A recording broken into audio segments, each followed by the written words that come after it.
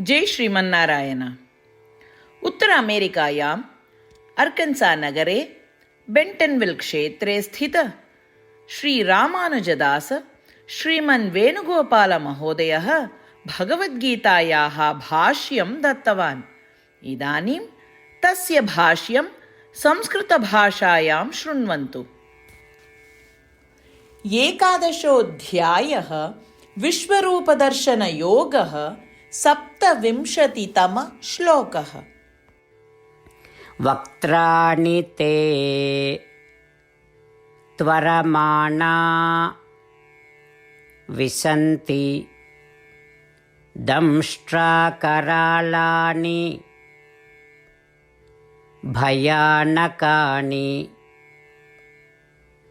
केचिद्विलग्ना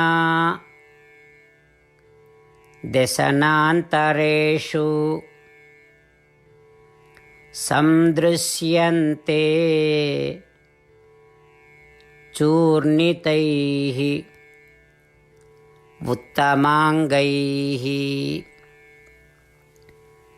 ओम्। गीताचार्यः श्रीकृष्णपरमात्मा अर्जुनसमेतम् अस्मान् सर्वान् विश्वरूपदर्शनयोगं शिक्षयति।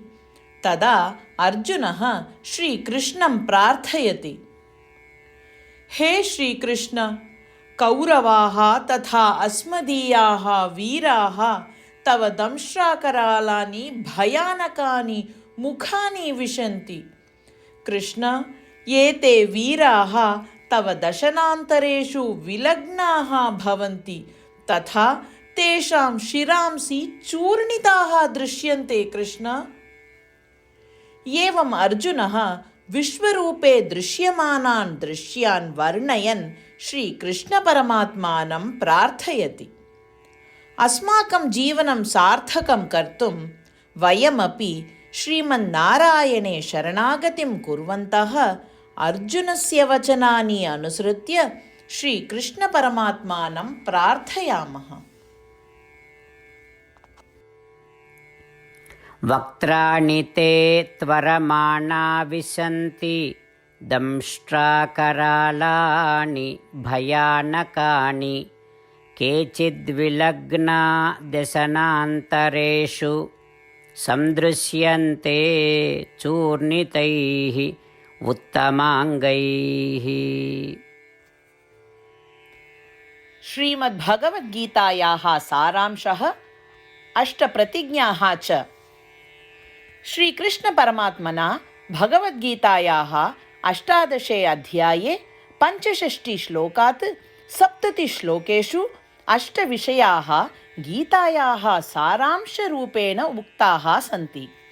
श्रीकृष्णः वदति, एतेषाम् 8 विषयाणाम् अनुसारिणः एव मम प्रियाः, अहं तान् सर्वथा रक्षिष्यामि इति।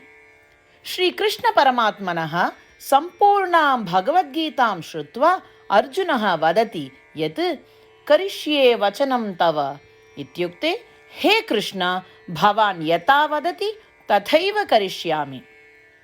अत एव श्रीकृष्णः सर्वविधसाफल्येन जयेन च अर्जुनम् अनुगृहीतवान् अस्ति। वयमपि एतान् 8 विषयान् अनुसरेम इति प्रतिज्ञां कुर्मः। अस्य वचनस्य अपेक्षया अन्य पूजा, तपः, यज्ञः किमपि नास्ति एव। एताः 8 प्रतिज्ञाः स्वमनसि हृदये च धारयन्तु। एतया प्रतिज्ञया श्रीकृष्णस्य प्रीतं मुखं वयं पश्येम। इदानीम् अस्माकम् 8 प्रतिज्ञाः। भो श्रीमन्नारायण, यथा सूचितं भवता अहं सदा भवन्तं ध्यायामि। भो श्रीमन्नारायण, यथा उपदिष्टं भवता अहं सदा भक्तो भवामि। भो श्रीमन्नारायण, भवान् यावत् तृप्तिः भवेत् तावत् भवन्तं सेविष्ये। भो श्रीमन्नारायण, मम महती विश्वासः यत् अहं भवतः भक्तोऽस्मि। बद्धाञ्जलि भूत्वा भवन्तं सदा वन्दे। भो श्रीमन्नारायण, अहं भवतः वचनानि स्मरामि। मामेकं शरणं व्रज। भो श्रीमन्नारायण, भवतः चरणे एव आगतोऽस्मि। भो श्रीमन्नारायण, पुनः स्मरामि भवतः वचनं, मा शुच। अहं कदापि न दुःखो भवामि। भो श्रीमन्नारायण, श्रीमद्भगवद्गीताम् अस्मभ्यं दत्त्वा अस्मान् सर्वान् अनुगृहीतवान् अस्ति। प्रतिदिनं भगवद्गीतायाः एकं श्लोकं वा शृणोमि उत वदामि इति प्रतिज्ञां करिष्ये। भो श्रीमन्नारायण, सर्वेभ्यः मानवेभ्यः भगवद्गीता भवता अनुगृहीता अस्ति। अज्ञातेभ्यः जनेभ्यः अपि एतां भगवद्गीतां नेतुं यतिष्ये। भो श्रीमन्नारायण, यथा भवता उक्तं तथा करिष्ये। यथा भवतः इच्छा तथैव आचरणं करिष्ये। भवतः एव सेवां करिष्ये।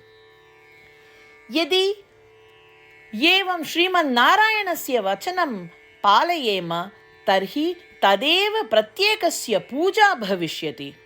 पूर्णविश्वासेन पुनः प्रतिज्ञां कुर्मः। भो श्रीमन्नारायण, करिष्ये वचनं तव। वक्त्राणि ते त्वरमाणा